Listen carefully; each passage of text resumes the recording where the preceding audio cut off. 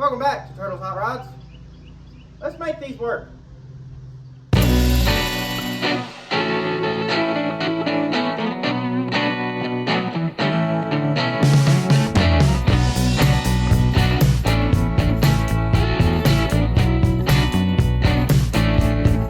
little trick you can do when you're installing your headers on your manifold gaskets to make it easier to get them in is take some snippers and just snip a notch in them. A lot of them will come like that, but whenever they don't, I always do. And then just put your front and rear bolt in like that. And then pull your header back. And then this just drops right in. Like that. And then you ain't gotta fight holding it and everything. You can put all your other bolts in. Alright, I got the headers tight on both sides. We're not hitting anything anywhere. We're really close to that head stud there, but I mean, it might be touching it, but it's not binding anything up. I was able to get all the bolts good and tight.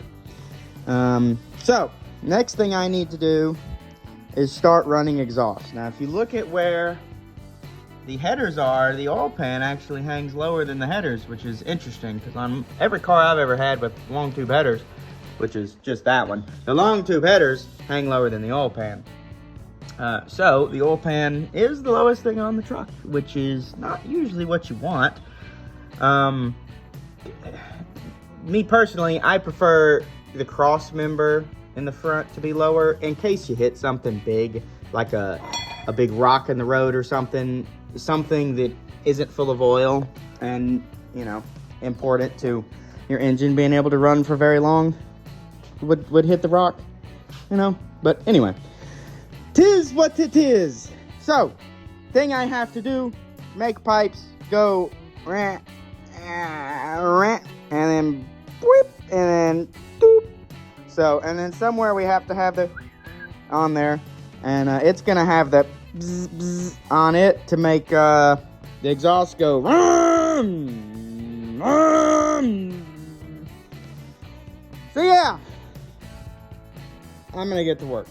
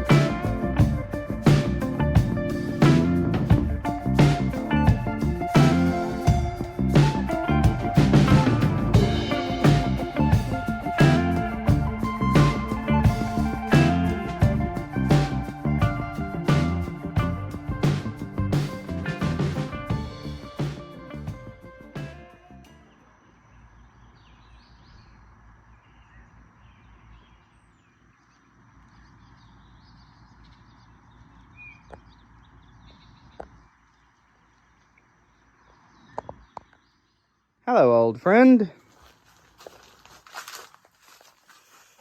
Time for you to come out of hiding. Well, let's see how this works.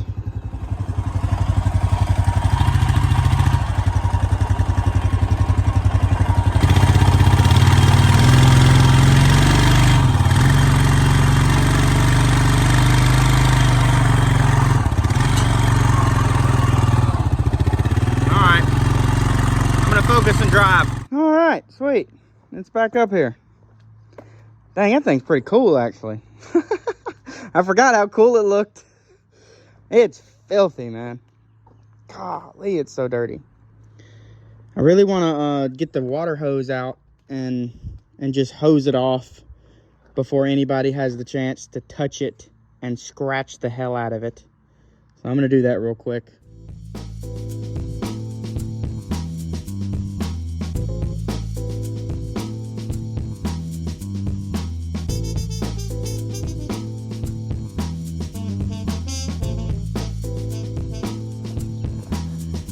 Oreo, you gonna help? Oreo, you gonna help? That's right.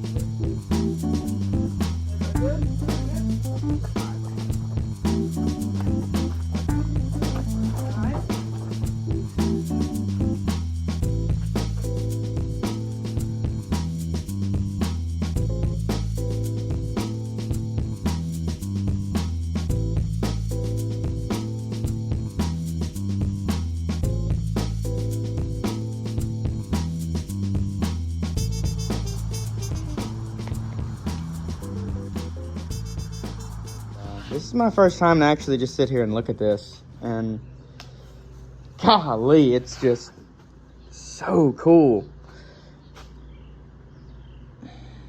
I visualized this in my head. I've had this idea, like a whisper of an idea of what I want and what I want it to look like.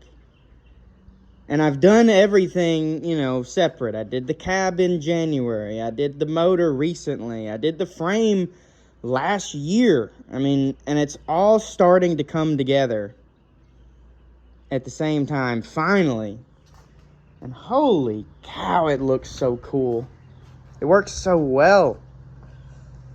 And these aren't even the cool valve covers. These are just stock valve covers that just got painted silver where the heads were on. Man, I am so excited to see this thing finished. I'm gonna throw the stock valve, the custom valve covers on there, and we'll take them back off. The intake isn't mounted; it's gonna come back off because we got some work to do, for real, some real work.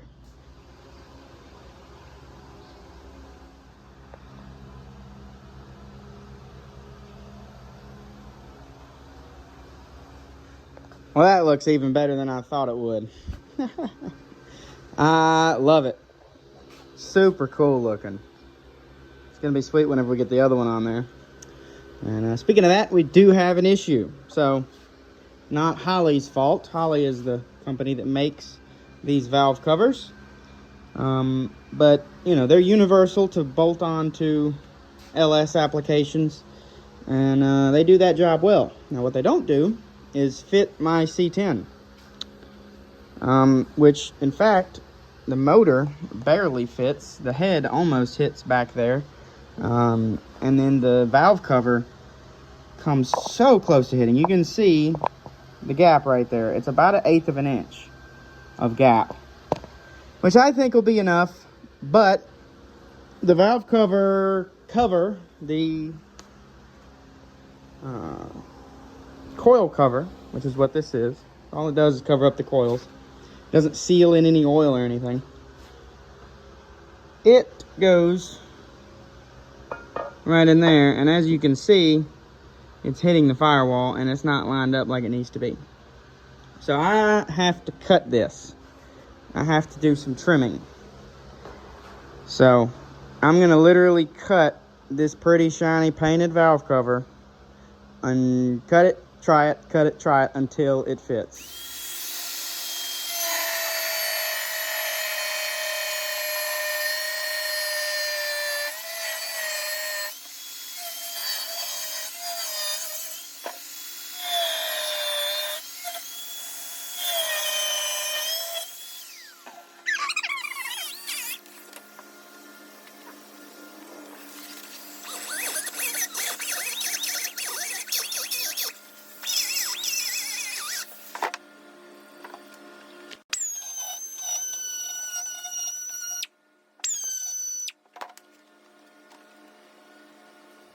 Alrighty, that looks pretty good. All fixed up. Go put it on. Oh yeah, it wants to go in the house. Okay.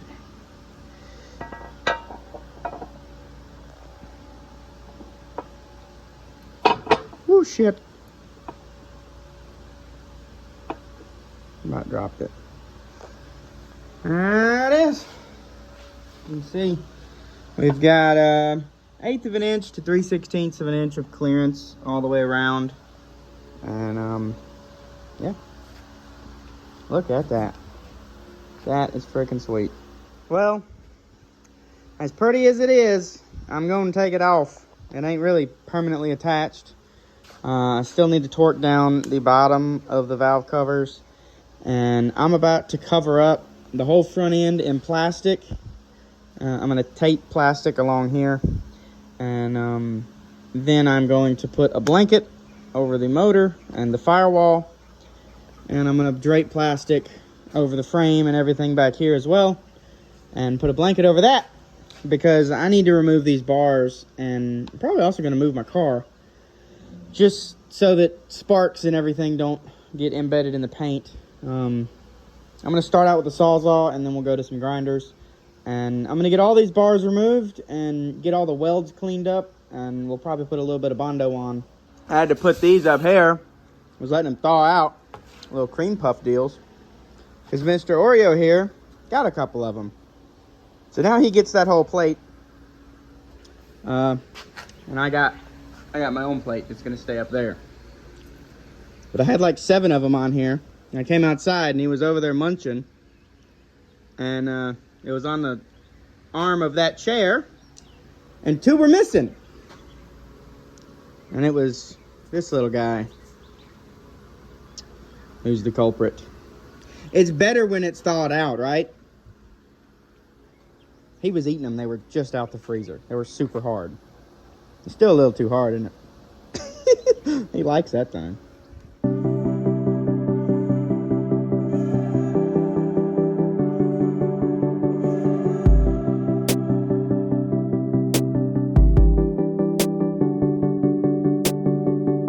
Here, buddy. Come on. Get in the truck. You go for a ride? Get in the truck. Yeah.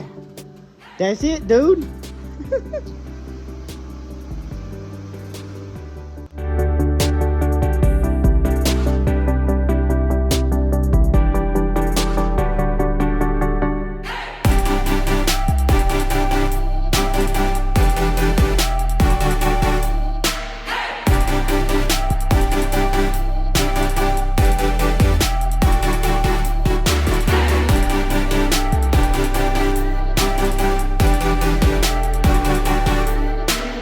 Alrighty, there's them off.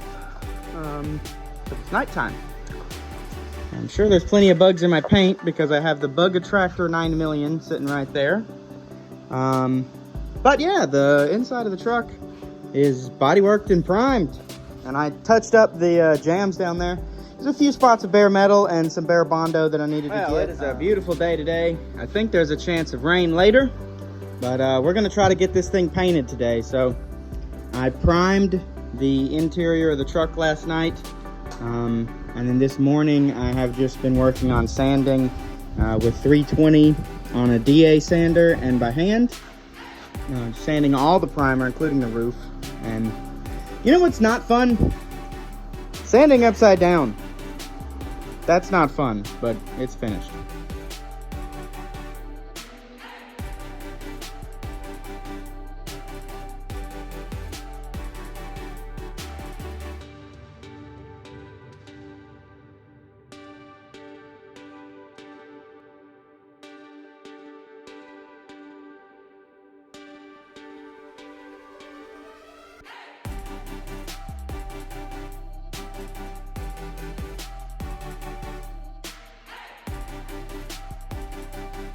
Alright, well, this crap stinks. Smells like rotten eggs and bleach. So, I'm gonna let that work a little bit. I put it on thick. You can see it doing its thing, chemical reaction. turning white and getting all the oxidation and converting the iron oxide to iron phosphate. And then I can paint over that and it'll be nice and sealed up.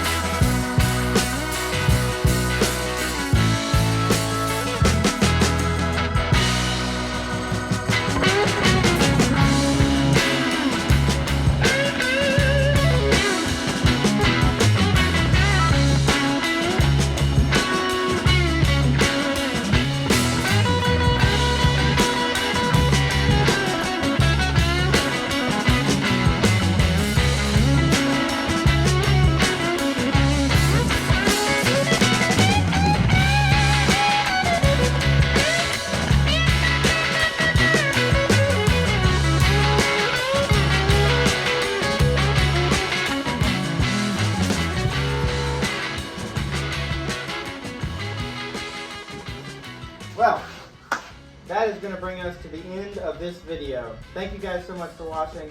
If you enjoyed it, please leave me a comment. Subscribe if you want to. Send this to a friend. We're getting close to being done with the really tedious, time-consuming type stuff. Once you're done with paint on a project, it's all downhill. It's just, you just got to put it back together. You got windows, you got putting the fenders on, you got wiring up everything, putting the dash in it, putting all the gauges in it, putting the interior back in it, making it run, and then working all the kinks out. So getting to that point to where you work all the kinks out usually doesn't take that long. And if we get it to that point, we're going to cruise the coast. That's the plan. Anyway, next video is going to be really cool. I've already filmed it. I just have to process it and upload it. But I took the spare tailgate that we got from the bed. If you remember, whenever we cut the two tailgates apart and swapped the inside skins, I put the other one back together and I said we're going to make a yard ornament out of this. I'm going to practice patina. Well, I did that, and if you go to the shorts section of my YouTube page, you can see it. Or if you go to my Instagram, you can see it. But the full video will be coming soon, and I will go into detail on my process. And so hopefully if you're trying to figure out how to do a patina paint job, or you're just interested in how it works, you can see what I did. And it's the first time I've ever done one, so hopefully I'll get better at them. But anyway, thank you guys for watching, and I'll see you in the next video.